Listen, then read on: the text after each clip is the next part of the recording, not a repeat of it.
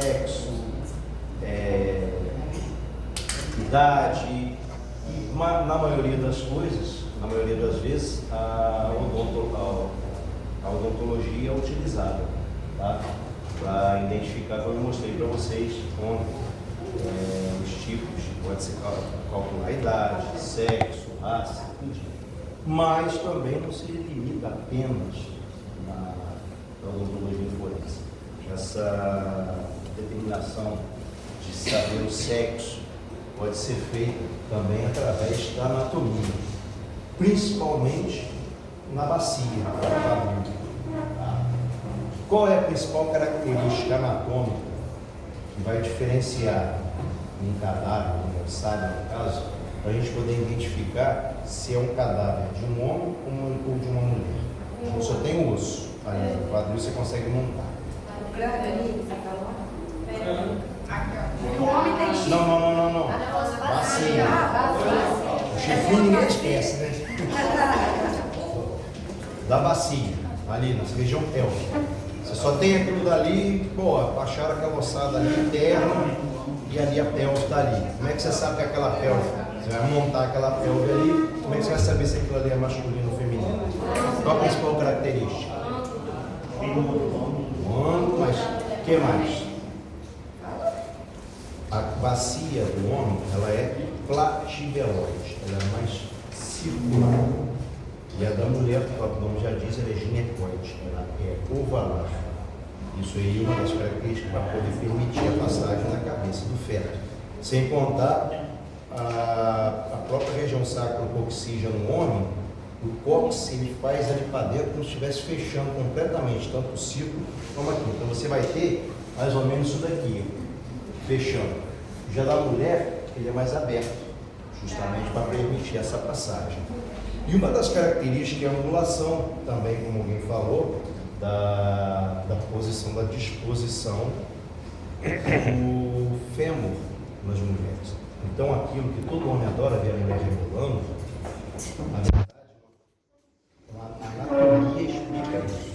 A mulher rebola não porque quer, porque a anatomia manda.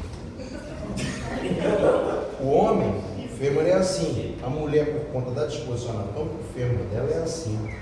Então, por isso que ela vai andar fazendo isso. Então, algumas exageram. Tá? Mas mesmo que ela não quisesse, ela vai rebolar. Então, lembre-se disso. A mulher rebola não porque quer. Deus manda. Então, as mulheres dizem, você está olhando o que para mim? Eu estou olhando a natureza. A evolução da natureza. Porque você brigar com nós, pobres homens, quando olham o andar de uma mulher. Eu estou vendo o quê? Estou vendo a anatomia, ao vivo. Estou vendo como seu fêmur Estudando o movimento anatômico. Pronto, acabou o papo. Como o seu fêmur mexe? Hein? Estou vendo como o seu fêmur mexe. Isso, é como o quadril todo se movimenta. Entendeu? A cinesia, entendeu? Dos movimentos. Então, a principal, uma das coisas que nós utilizamos é isso. Para saber se poxa, se eu tenho um cadáver lá calcinado, não tem como saber se perdeu cabeça, não tem porcaria nenhuma, só tem ali a pelve ali. Vou tentar montar, se eu consigo os dois ossos da pelve, beleza, mesmo que eu consigo os dois, um só, já consigo ver se vai ser oval ou se vai ser circular. Sendo circular, e se eu tiver um filme, eu já consigo mais ou menos montar, eu tenho uma ideia se aquilo dali é feminino ou masculino.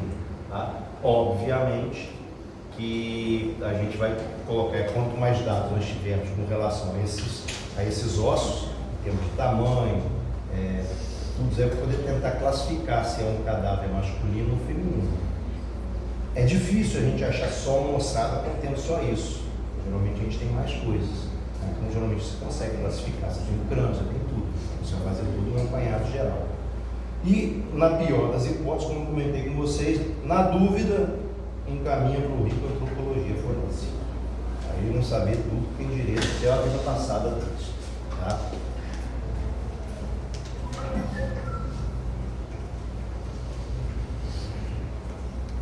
Isso que nós vamos estudar ao longo do curso. Não tem jeito. Como eu falei com vocês, a principal característica da antropologia, do conhecimento da identificação, a identidade, como você consegue identidade, reconhecer. Isso daí tudo para quê? Para que a pessoa possa ser citada, né? Ou seja reconhecida, quer que seja. Tá? Essa é a principal função da antropologia. Isso daqui, a identidade comportamental, psicológica, cognitivo, fisiológica, não vai cair para a prova, mas que ver. Tá? Alguma que interessa que eu quero mostrar para vocês. Já falei com vocês sobre o processo de identificação, já falei com vocês sobre esses 5 itens aqui, tá? Principalmente com relação à papiloscopia, que é uma das coisas que a gente vai mais utilizar. Então, como eu falei, a unicidade, a imutabilidade, a praticabilidade. E como não adianta você ter nada disso se você não tem um método fácil para você classificar e mostrar isso. E tem uma metodologia para classificar e comparar isso daí. Então, isso é principalmente utilizado pela antropologia forense. Tá? Aí vem curiosidades. Poxa, a digital, na 17ª semana, já está tudo formado, genes idênticos. Aí eu pergunto para você, porra, é muita falta do que fazer. Né? Pô, pegar feto de 17 semanas para saber se tem impressão digital. Pô, não, na minha opinião, tem muita coisa para você fazer, você ficar pesquisando isso. Hein? Mas o que importa é que a digital já está presente. Tá?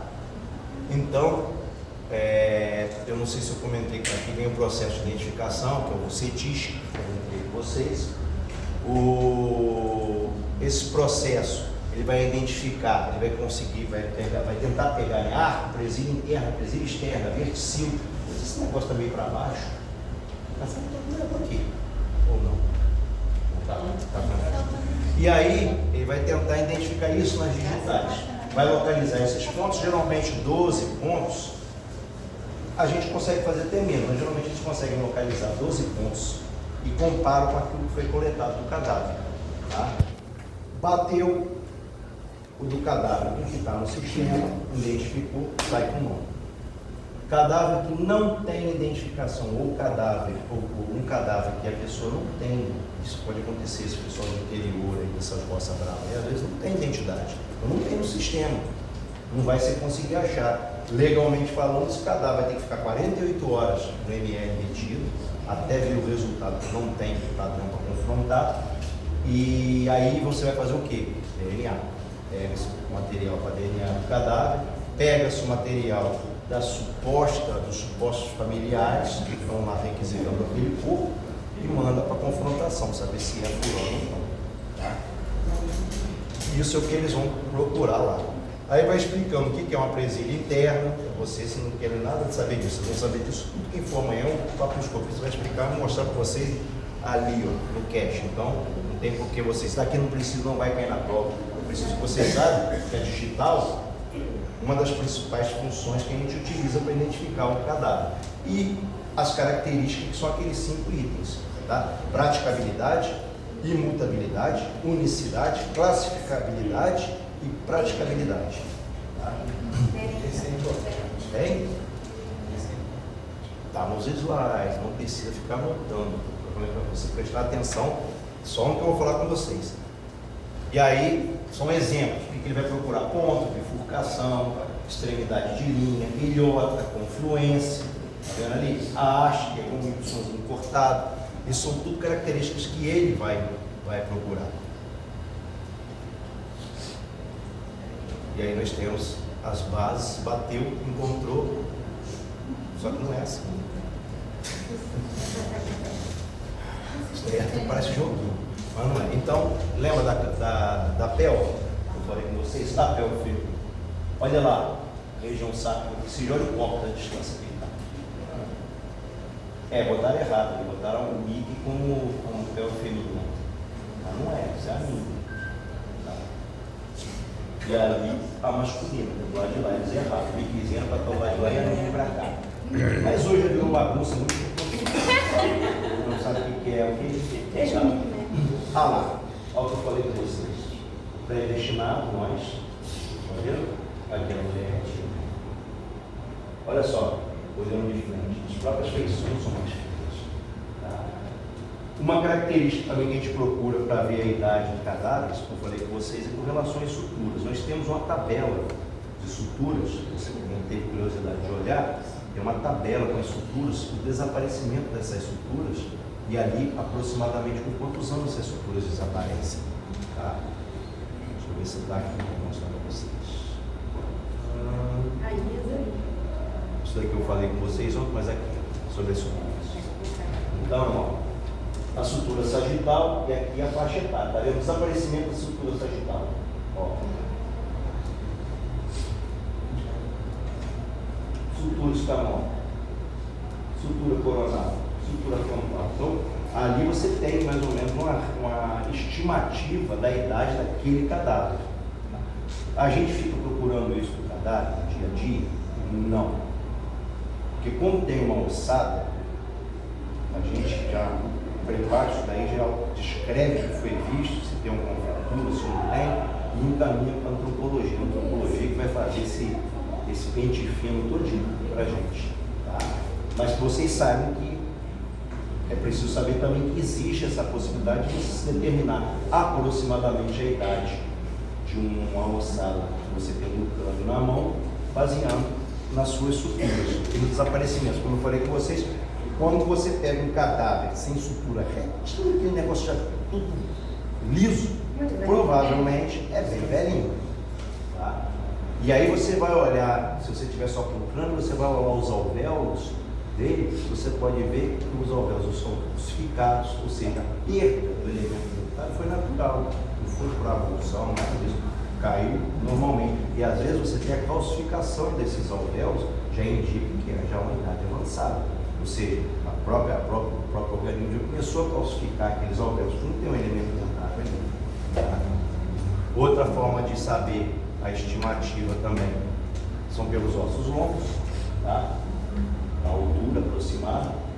Então aí você tem esse cálculo, também não é interesse para a gente, só preciso que vocês, quando alguém comentar alguma coisa uma vez na vida de vocês, não sei, você pode determinar a altura de acordo com uma fórmula tal. Qual é essa fórmula? Não lembro.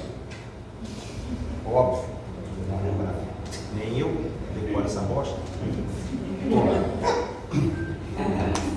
Então, estudo de caso. O cadáver é calcinado.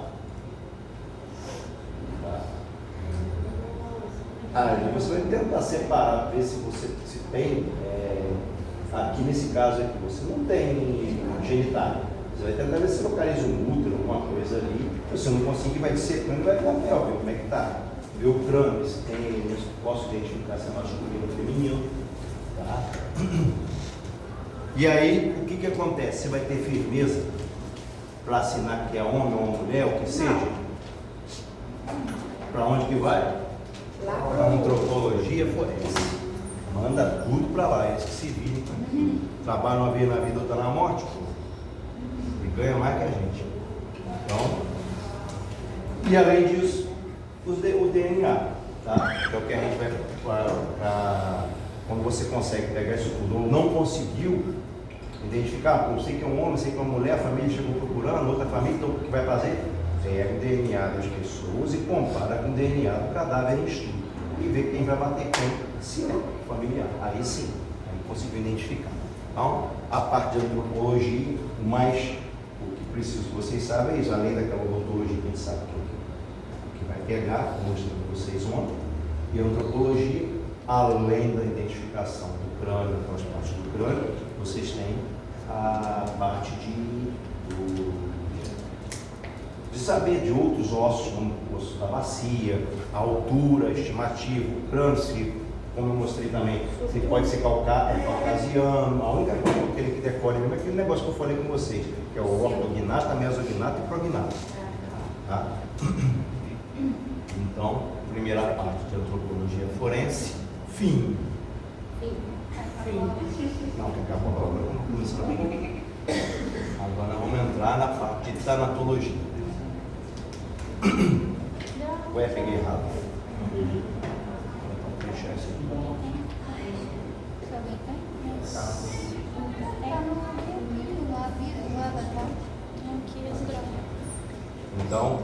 que é a tanatologia?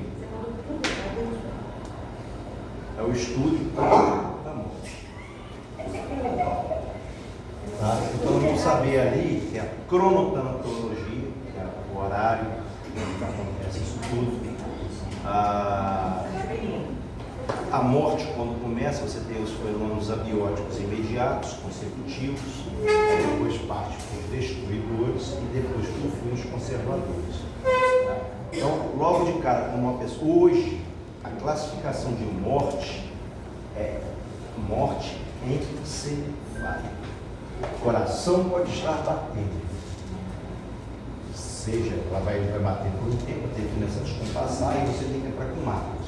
Mas se o encéfalo está com ECG,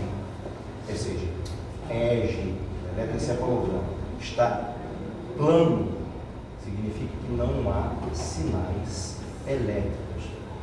E a arteriografia não tem vascularização, isso é a morte encefálica. Isso hoje é a constatação da morte daquele indivíduo, independente do coração estar batendo e dele estar respirando fumaça. Mas clinicamente aquele corpo se foi. Tá? E aí inicia-se em alguns locais o processo para doação de órgãos. Familiares autorizando caso o cadáver não tenha um vínculo com quem era doador, o hospital entraria em contato com os familiares e eles autorizariam, caso seja da vontade do cidadão, antes de colocasse na carteirinha dele doador de órgãos, e a família falou, eu não quero que doar órgãos, esquece, está ali que vai valer o desejo dele. Se ele botou como doador de órgãos, não adianta a família espernear, dar pulo, dar tiro pro alto, não quero que mexa, esquece, vai ser feita a doação de órgãos. Agora, se não tem, aí vai ficar a família responsável por autorizar ou não a doação desses órgãos. Tá? Então, o cidadão morreu, começa-se o processo de autólise. Na verdade, eu tenho uma frase, não lembro qual foi, acho que um poeta português que falou que o homem é um cadáver adiado. Por quê? Ele vive, nós vivemos em autofagia, células novas sendo digeridas, células velhas sendo digeridas pelas novas. Quando esse processo vital encerra, começa a destruição. Então começa, a primeira coisa que vai acontecer, resfriamento do corpo, desidratação, rigidez cadavérica. Eu expliquei sobre rigidez para vocês? Não. Vocês têm que me lembrar, porque eu dou aula na segunda para outra turma. Então, às vezes eu acho que eu falei alguma coisa com vocês e não falei. Então, a rigidez cadavérica. Qual é a diferença de rigidez cadavérica? A gente fala rigidez, o corpo está rígido. Isso é uma contração muscular? Por que não? Hein? Contração muscular só se dá no vivo.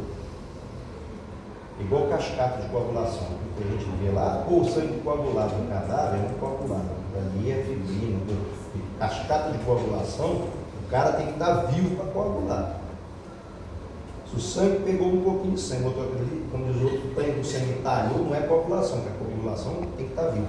E a contração muscular é a mesma coisa. A contração muscular, ela precisa da vida para acontecer. Actina, miosina, energia, e ali você vai conseguir a contração muscular. Tá? O que acontece no cadáver é a rigidez cadavérica. O que quer dizer isso? É o endurecimento das fibras musculares. Qual uma característica principal da rigidez cadavérica? Uma vez que ela é desfeita, ela não volta mais. Então, quando você vê um cadáver assim, se eu pegar, desfizer essa rigidez, o braço vai ficar ali, essa rigidez não volta. Tá? Então, desfeita a rigidez cadavérica, ela não retorna. Como é esse processo de rigidez cadavérica? Perdão. Como é esse processo de rigidez cadavérica? Ela inicia-se crânio, caudal. E quando ela for se desfazer, ela irá se desfazer na mesma proporção, crânio, caudal. Por quê? Óbvio que os grupos musculares menores vão ficar rígidos mais rápidos que aqueles grandes grupos musculares. Por isso, quando tem um grupo muscular menor, a rigidez vai começar a se instalar ali. E o processo depois, quando for começar a se fazer a flacidez cadavérica, vai ser feito da mesma coisa, crânio, caudal. Tá? Em alguns slides aí, não lembro qual vez, tem uma seta fazendo assim, está errada aquela seta. A seta é de cima para baixo, todo o outro, de cima para baixo, tá ligado também assim. Crânio, caudal, e se desfaz crânio, caudal. Qual a importância dessa para a gente? Chega um cadáver para você no pronto-socorro. O familiar alega que tem mais ou menos umas 2 horas que ele morreu. Você vai ver, o cara está todo rígido. A rigidez cadavérica, ela começa de 2 a 3 horas pós-óbito, vai de 6 a 8 horas, ela está completamente fixada, a rigidez cadavérica. Tá? Pode se estender até por 12 horas, depois disso começa a se desfazer. A mesma coisa, a deposição dos livores. Os livores, que são aquelas onde o sangue vai ficar em volta declive, eles vão se fixar de 6 a 8 horas. Depois daquilo, você pode virar o cadáver de cabeça para baixo, de ponta cabeça, ele não vai mudar de posição. Mas com relação à rigidez, se a pessoa fala que o cara morreu tem umas 2 horas, e chega lá, e a distância até o pronto-socorro não durou 10 minutos, e você pega um cara com a rigidez completa, subentende-se o quê? Ele está mentindo. Ou então, você chega no local, ou você foi lá, o cadáver está rígido. Mandíbula, pescoço e membros inferiores. E os bracinhos molinhos. O que você subentende disso? Alguém mexeu no cadáver. Alguém diz, como eu falei com vocês, uma vez que a rigidez é desfeita, ela não retorna. Se o cadáver está com mandíbula, não consegue abrir a mandíbula, o pescoço está rígido, braço rígido e as pernas moles, aí você vai questionar, você vai ver outros dados, se o livro está fixo ou não, porque pode ser que alguém tenha desfeito da perna, ou a rigidez não tenha chegado. Mas no momento que você tem rigidez na boca, rigidez mandibular, cervical e membros inferiores, o bracinho, um dos braços está balançando, alguém mexeu na vida. Quando você olha um cadáver com o nível fixado, todo na cabeça e o cara deitado, de barriga para cima. Sendo que os livros estão todos. Tipo, o cadáver, você chegou lá, o cadáver está com o livro fixado, que são os livros fixados, na parte anterior, ou seja, na parte ventral, sendo que o cadáver foi encontrado no decúbito dorsal. Mexeu no cadáver, modificar a posição original dele. Ele estava virado, decúbito ventral até, no mínimo, 8 horas atrás. Fixar esses livros, 6 a 8 horas atrás. Por que é importante a gente falar assim, poxa, a gente podia fazer a necrópsia antes, quando chega, assim que chega. Aí a gente costuma esperar 6 horas após o óbito, salvo se o perito assim o desejar, pode ser feito antes, onde deverá ser relatado, de acordo com o que pode falar. Bom, pode ser feito no ano das 6? Pode. Quando não há dúvidas sobre a morte. Qual é quando a gente não tem dúvida sobre a morte? Quando o cara chega sem cabeça, com a cabeça amassada num caminhão, aí tudo bem. Mas por que a gente espera 6 a 8 horas? Para fixação dos livros. Exemplo que aconteceu. Teve um caso na casa de custódia. Bom, quem quiser fumar pode fumar.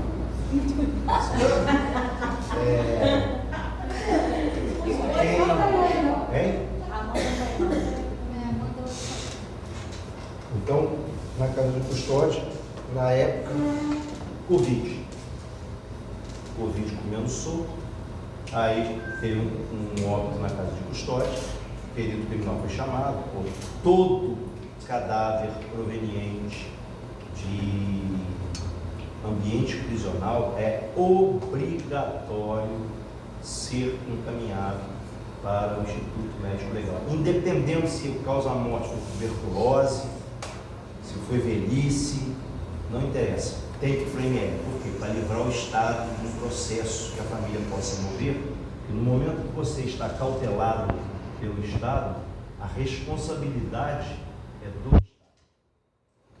Então, para depois o Estado não ser acusado de tortura, de nada disso, por isso tem que ir para o IML, mesmo que seja causa natural. Todos saibam que o cara ficou ali 53 anos preso, morreu com 85 na cadeia, tem que ir. Não façam DO de cadáver proveniente de ambiente prisional. Na verdade, se eles retirarem esse cadáver do ambiente prisional, vocês têm que relatar que ao chegar gera caráter discreto, porque no momento que o cara morre lá dentro do presídio, é obrigado a acionar a perícia. Tá? Tem que ir a perícia criminal no local. Então, nesse caso, foi acionada a perícia, o perito chegou lá, ela tem um colega mais novo, chegou e, não, o cara foi lá, morreu, era Covid, o cara estava estendido ali, tranquilo. O cara foi. Aí esse corpo chegou para quem? Qual foi o infeliz do legista que pegou esse cara? O cara era um estuprador. Qual foi o infeliz? O corpo lasquei. Chegou esse corpo, tá de plantão, né? Uma semana. Aí eu comentei com vai liberar. Não, vai liberar mesmo agora. Deixa esse cadáver, ele chegou agora, vamos aguardar o tempo regulamentar. Foi a minha sorte. Não, apesar do jeito que eu vou contar para vocês, dependendo da hora que eu fosse fazer, ia dar merda de qualquer jeito. 6 horas depois que eu entrei para poder fazer à noite, que é mais tranquilo, ninguém fica brigando na minha orelha, eu e o técnico lá, a gente faz o que a gente quer lá naquela necrópole, não fica correndo, a família está aqui, a família está lá. Como era estuprador, você já pensa, larga essa porra para lá e deixamos para fazer à noite, para adiantar. Então não precisava no dia seguinte. Quando eu cheguei no cadáver, o cadáver estava todo roxo, equimose para tudo quanto era canto, não tinha como o criminoso. Equimose para tudo quanto foi lá. Ou seja, característica de quê? Espancamento. Na hora da necrópsia, ruptura esplênica, ruptura hepática, hemorragia interna, monstruosa com a causa morte, e aguda, consequentemente hemorragia interna, devido a traumatismo abdominal, consequente à ação contundente, devido às lesões hepáticas esplênicas. Ou seja, homicídio. Dentro da casa de custódia. Obviamente, depois eu chamei o criminal, caraca, você já mandou o laudo? Não, refaz isso aí, cara, fotografia tudo de novo. E aí foi feito. Obviamente que deu uma trolha desse tamanho para o pessoal, os guardas que estavam no dia, o diretor da casa de custódia, porque todo mundo foi conivente. E aí eu não sei quem foi que bateu, não foi uma pessoa só. Os guardas deixaram, como ele estuprador, deixa moer. É o que acontece. Mas, como eu falei com vocês, a responsabilidade da tutela do preso de quem? Do Estado. No lugar aí começa a ligar diretor, começa a ligar um monte de gente. O diretor da casa de custódia quer falar com o senhor. Filho, trabalho na casa de custódia, caguei. Estou nem aqui conversa com ninguém. E eu sei que rodou um monte de gente nessa brincadeira. Aí vocês perguntam, por que eu ando armado? O que você acha? Você fala, sua segurança tem que... Eu já deu merda para muita gente, cara. Eu não sei para quem for. Mas aquele negócio, se me tentar, vai tentar pegar uma vez só, porque se errar, tá fudido. Vai ter uma chance, só um pipoco, no segundo já era. Bom, aí nós estávamos falando sobre rigidez. Depois nós passamos para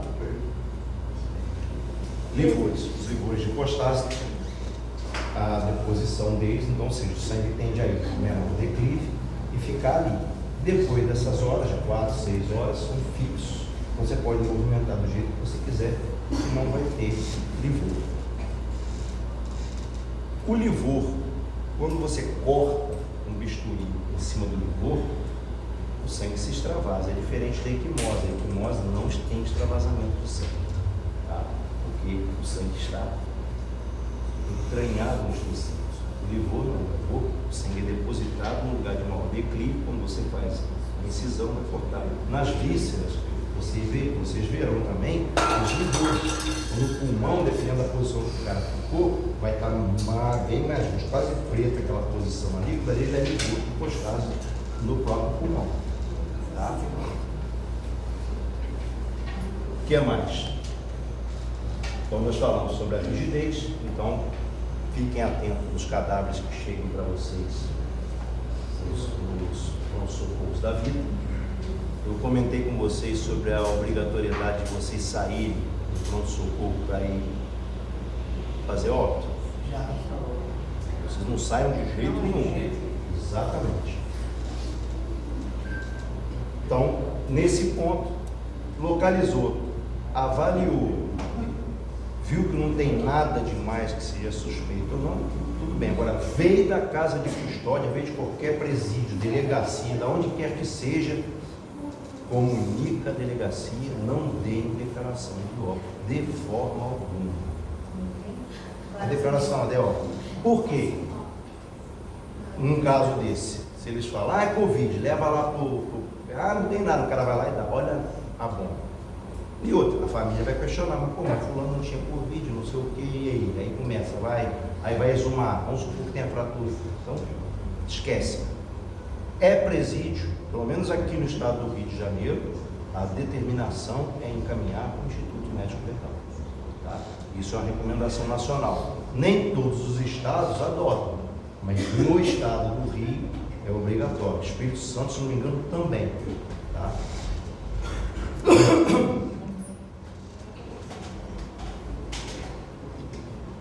Tá fugindo, tá fugindo.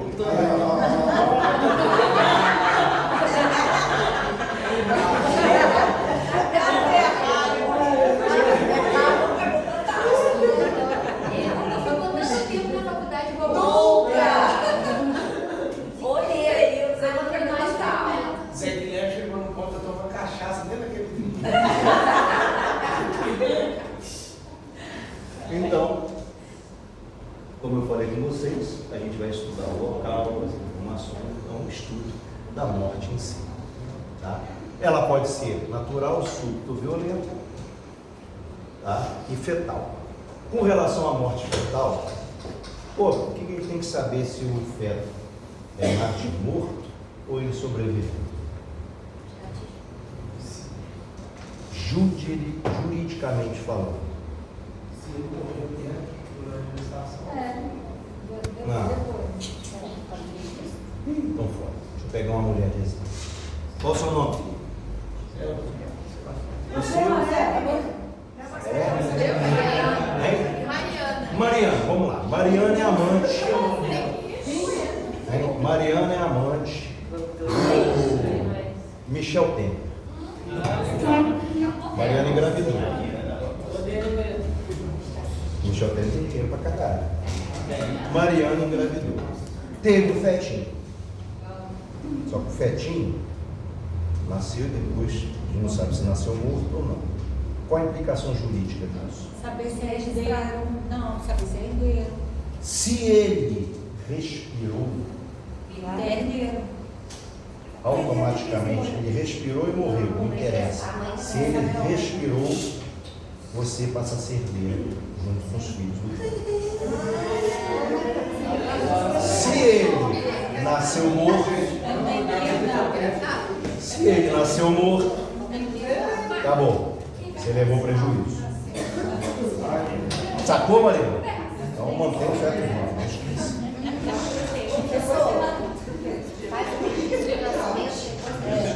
Não, nesse caso ali, no caso do natimorto, no caso desse, mas o que acontece? No caso dos natimortos, quando tem alguma briga, alguma coisa judicial assim, eles já são encaminhados automaticamente. Fora isso, quando não tem, ou então, feto macerado, sabe o feto? Esse fetinho, durante a cirurgia, o cara chegou lá, tirou e, porra, não teve vida, não teve nada, ele não respirou, não teve nada, saiu durinho, já estava até com processo de rigidez. Você não tem dúvida, no natimorto você vai fazer a dela normal. Mas quando envolve esses casos de heranças... É igual um casal está andando no carro, quem morreu primeiro que sabe quem morreu primeiro que sabe se tem herança, quem Entendeu? herda. Então tem todo um um negócio confuso, tem toda uma parte jurídica por trás. Mas na maioria das vezes, feto com menos de 15 gramas, de 500 gramas, já pode liberar a DO, sem precisar fazer, porque é inviável. Né? Isso nós estamos falando de nascimento já a termo, tá bom? Não desses fetos que de 2 semanas, 3 semanas, 4 semanas, 7 semanas, que não tem nem meio quilo. Aí já pode liberar de dentro como natural.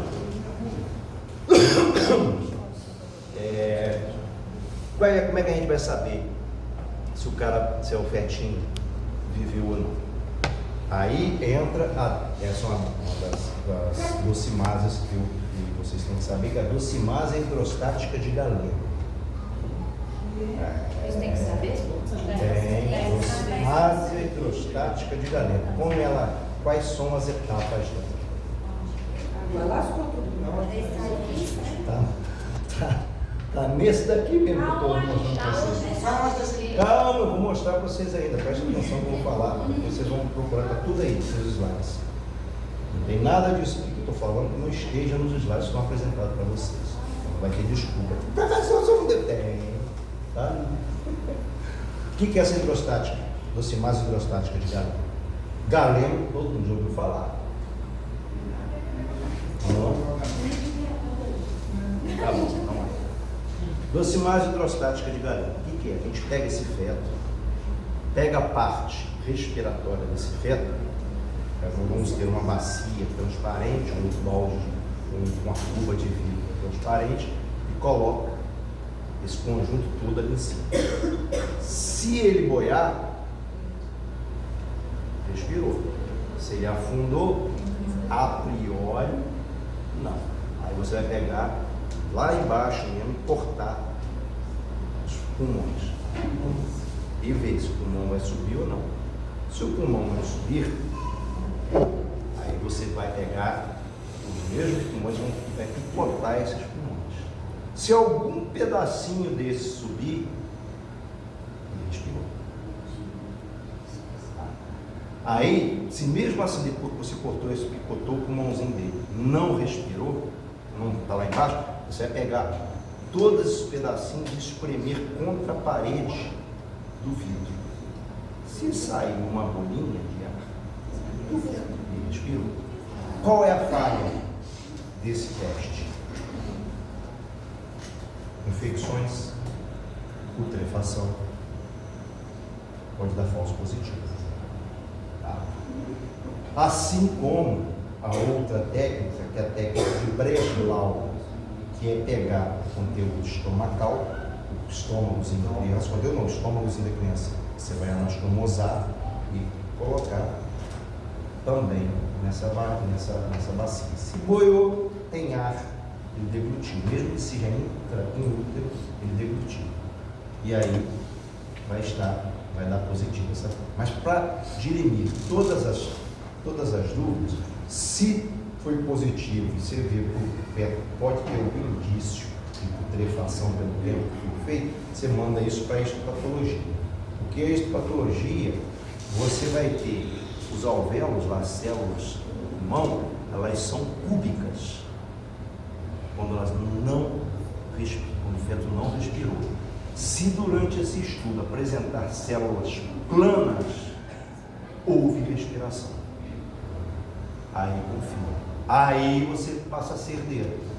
Entendeu, Mariana?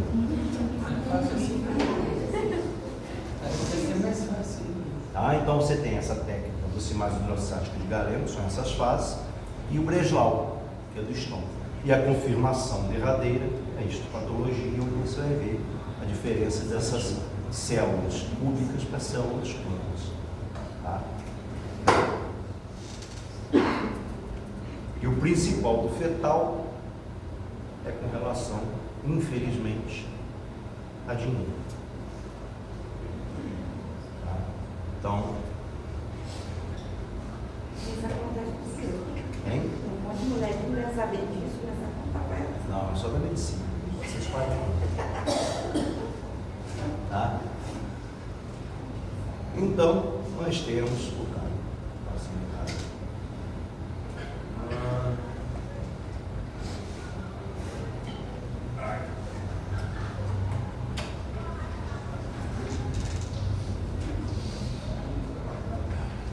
Morte materna, 42 dias pós-pérpéria, tá? Isso é considerado morte materna lá quando você for assinar sua DO. Se a mãe, se a mulher com quem vocês estão avaliando, vamos supor, até 42 dias após o termo da gestação morrer, é morte materna. Tá? Presumido, mas o próprio nome já diz, é presumido. Aqui tem umas explicações. Caraca, esse negócio tá pulando rápido demais. Sobre a tanatologia, como tanossemiologia, tanodiagnóstico, cronotanatognóstico, o tempo da morte, do conhecimento, tá? A tanatoscopia, tanatoconservação, que é como você vai conservar aqueles processos de formalização, tudo, da conservação, é a legislação, tá? Concernente à morte ao cadáver. Vamos perguntar se vai ter uma prova? Não. Vou perguntar sim, vai na prova? Não. Vai não? Não, os termos não. Mas é óbvio que vocês vão ter que saber que cronotanto você vai aonde. Vai pegar água também? Ah, fugiu também. Rapaz, até nisso vocês são parecidos. Não. O que da prova você falou? Você tem um... Não, vocês têm que saber o que é a tanatologia, que ela vai estudar, e principalmente a cronotanatognose, que é um tempo que acontecem as mudanças a partir da morte. Então, os fenômenos abióticos imediatos, consecutivos, entendeu? E aí você vai ter tudo isso explicadinho neste slide aqui. Deixa eu achar para vocês. Prática, conceitual, sobre vocês.